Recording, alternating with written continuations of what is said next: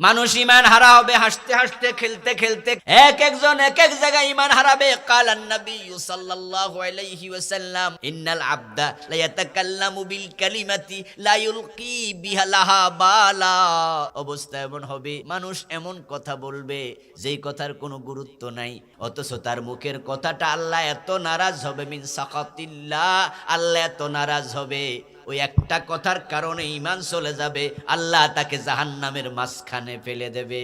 তার যে ঈমান চলে গেছে হয়তো সে টেরও পাবে না। ও আমার ভাই, ঈমানের যত্ন নিয়েন বেশি করে। ঈমান হলো কাচের গ্লাসের মতো। কাচের গ্লাস তৈরি হতে সময় লাগে, একদিনে তৈরি হয় না।